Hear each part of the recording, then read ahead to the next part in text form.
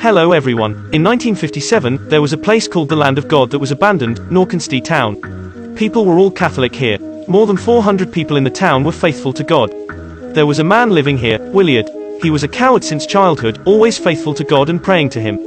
He was unfortunately chosen to join the army. Many years later, he returned to his hometown again. When eating in a restaurant, he took a fancy to a waiter. Seeing that she was a kind woman who was always willing to help people in need, Williard was completely committed to her. His mom said they were in love. However, when he was away in the battle, his mother had already made a deal with God. She prayed every day. As long as he returned from the war, he would marry the neighbor girl. Today, the neighbor Helen also came to the church. At that time, she fell in love with the priest Roy in the church. Roy tried to prove his bravery, pouring the spiders on his face. This way of proving courage instantly attracted Helen. They fell in love immediately. Williard and Helen had no feelings for each other, so they freely went after the ones they loved, having happy families. Roy wanted to prove the existence of God. He was no longer pleased with spiders on his face every week. He wanted to use more exaggerated actions to prove God's miracles. Roy said he would take Helen to preach in the rural area. Helen came to Williard with her daughter in her arms. His mother was entrusted to take care of Helen's daughter. Roy took Helen to a remote forest and killed her on the spot. Roy had a heated conversation with God, saying he had passed the test of God. The loss of his wife completely overcame his fear. Now God could manifest him. But there was no God replying to him. Helen was dead. Roy, who failed to bring his wife back to life, no longer believed that there was God in the world. As he came out of the forest, he met a couple with guns. He turned down their strange request and was killed on the spot. After Williard got married, he had a child named Arvin. Arvin was a lovely boy. The bullies in the town fell in love with Charlotte, wanting to take her for himself. So they threatened Williard. Williard couldn't be scared away. He came home to save his wife in time. In the process, Arvin saw his father beaten by two guys and his mother covered in blood. This had caused a huge shadow in Arvin's heart.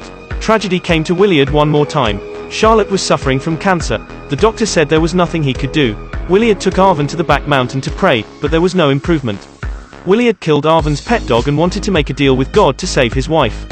But God was not a trader. Charlotte passed away despite all efforts. On the way home, Arvin was desperate, but his father was way more. He committed suicide in front of the cross on the back mountain. The police came and solved the case. The sheriff, Lee, comforted Arvin and sent him to his grandma's house. When Arvin moved here to live with his grandma, he met Helen's daughter, Lenora. They became friends and grew up together in his grandma's house. Their relationship was subtle, but Lenora was a very kind girl. Because of her kindness, she was always bullied at school. The bullies always liked to put a bag around Lenora's head. Arvin couldn't bear it. Just when Arvin was busy fighting the bullies, Lenora drove around in a luxury car with someone she liked. This man was the new priest in town, Reverend. Just like her mother, Lenora developed a feeling for the priest. Rev was knowledgeable, talking from the 7 sins of humans to how God created human beings. To fascinate her, he said he was closer to God, but it was just to satisfy the animal desire in him. Unfortunately, Lenora was pregnant. She told Rev the news. Rev said they didn't do anything that day, just talking about God. Lenora blamed her pregnancy on herself. It was a blasphemy against God. Rev, as a priest, not only didn't admit his mistake but also humiliated her in return. Lenora, who had always been devout, couldn't bear it. She decided to commit suicide. Arvin saw the police when he went back. The police told Arvin Lenora was pregnant before she committed suicide. It made Arvin angry. He suddenly thought of Reverend. Following the investigation, he found that Rev often induced people in the village. He supposed that Rev was the father of Lenora's baby. He confronted Reverend. Rev denied it, saying Lenora's baby was someone else's illegitimate child. He was only a priest.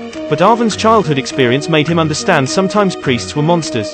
He killed Rev on the spot. Arvin embarked on the road of escape. He was looking for a taxi on the suburban road. Unexpectedly, the serial killer couple was just looking for a target and drove to the remote area. The man said it would be convenient to get off the car. Arvin found the guns on their waists. He pulled out his gun immediately, opening the door and striking first. Watching the man get killed, the woman pointed her gun at Arvin and they shot at the same time. But what she didn't expect was the man didn't trust her at all. Her gun had no bullets. She was shot by Arvin. The 2 serial killers were killed by their very target. After Arvin killed 2 people, he checked their belongings. He found out that they were serial killers. He felt that he was acting on behalf of heaven. There was a lot less guilt in him. The death of the priest and the serial killer couple attracted the residents' attention. The serial killer couple was actually the sheriff's sister and brother-in-law. And he was the one who comforted Arvin the whole time. Lee went to Arvin's grandma's house. During the investigation, he quickly identified the suspect as Arvin. He supposed that Arvin would return to the old house where he once lived. So he drove there. After many hardships, Arvin returned to the old town. But the house he used to live in with his parents had been dismantled. That was all that was left. the wooden cross that Arvin dared not look directly at. He dug out the bones of his dog under the cross and reburied him.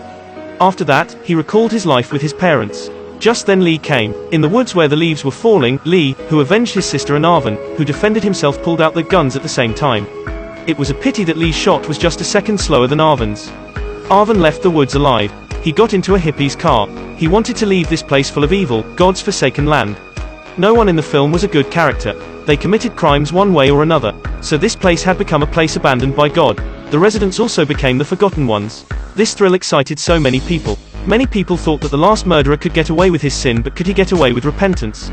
Those facts have not been published. For some reason, I think the good part of the film is that the mere wrongdoings were just as terrible as the covered-up truth. This is all for today. Follow me to know more amazing movies. I'll see you next time.